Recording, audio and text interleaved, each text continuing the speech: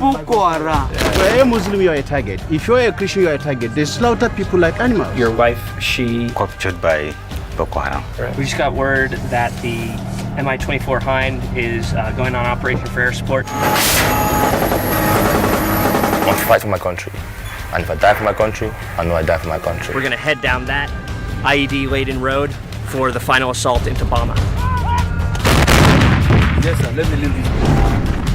Hi, we're here live reporting from Nigeria's news station, and we've just been informed a story that Nigeria's militant Islamic group Boko Haram, which has caused havoc in Africa's most populous country through a wave of bombings, assassinations, and abductions, is fighting to overthrow the government and create an Islamic state.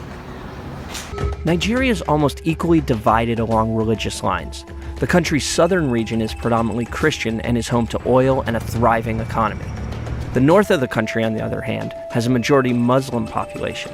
With minimal natural resources, the north is extremely poor. Couple that with the lack of government presence, and it's become a breeding ground for the rise of radical Islam. In 2002, Muslim cleric Muhammad Yusuf founded the group Boko Haram. The name loosely translates to Western education is forbidden. It wasn't until 2014, with the abduction of nearly 300 schoolgirls from Chibok town in Borno State, that Boko Haram drew international attention and condemnation. My husband and I are outraged and heartbroken over the kidnapping of more than 200 Nigerian girls from their school dormitory in the middle of the night.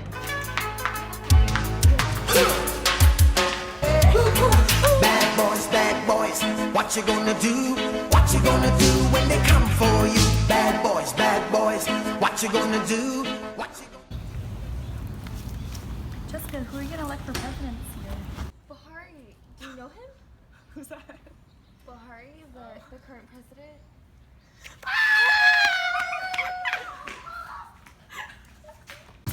Hi, we're reporting live from a school in Chibok town where a Boko Haram attack has just occurred and over 200 victims have just been kidnapped. Can you please tell us about the incident? So it was just a normal day at school, and this guy, I think he's Boko Haram, and he came and took my friend, but I'm still here. Thank you. Has this occurred to anyone else? Have any of your friends been abducted as well? Yes, all the time, and it's really so sad. Thank you for sharing. This is Kami Daki reporting back to the studio. The Bring Back Our Girls campaign was extremely successful at increasing awareness of Boko Haram. Unfortunately, it did almost nothing to prevent further attacks, and Boko Haram continued to terrorize northern Nigeria.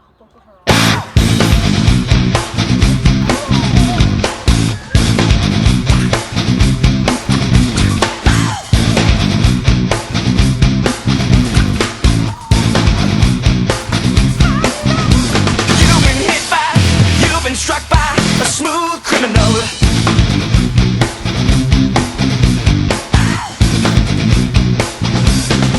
Hi, we're here today and we have an interview with a Boko Haram member. Can you please tell us what Boko Haram is? Boko Haram is me. What happened? Wait, where did you take the 200 schoolgirls? Those girls are safe in my camp. Will we ever see them again? The interview's over. You said many of these children here, their families are victims? Most of them, they are victims of Boko Haram because some of their families has been displaced from various villages. If you're a Muslim, you're a target. If you're a Christian, you're a target. They slaughter people like animals, which is not part of Islamic doctrine. Yeah. So basically, this is the old Kunduga Girls Elementary School.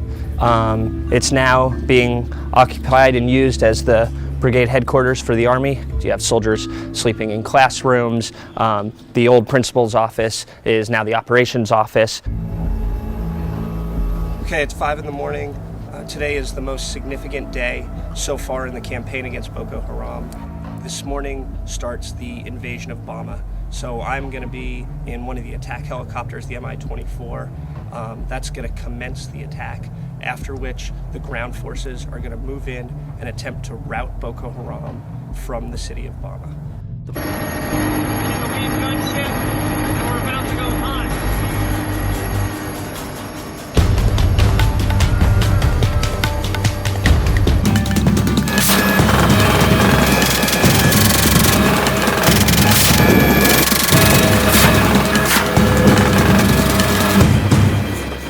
Within 24 hours, we learned that the assault was a success.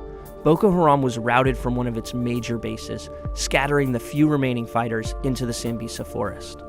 The following day, Nigerian tanks rolled through Bama with President Goodluck Jonathan in the lead. This marked the first time a Nigerian president was able to enter Bama since the beginning of the insurgency. 1 week after the assault on Bama, he lost the election to his opponent, former General Muhammadu Buhari. But the battle is far from over. The new president has promised the people of Nigeria he will finish the fight against a weakened Boko Haram. This will not be easy. The next stage of combat is likely a complicated counterinsurgency battle, an unconventional fight against an unconventional enemy. But for the Nigerians who have been living in terror for years, and for the soldiers who have been fighting Boko Haram, there finally exists some glimmer of hope.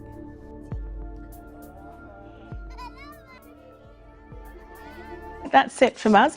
GMTV is up next, but we're of course back at 1:30 with more news and sports. So from all of us here, enjoy the start to your week. Goodbye.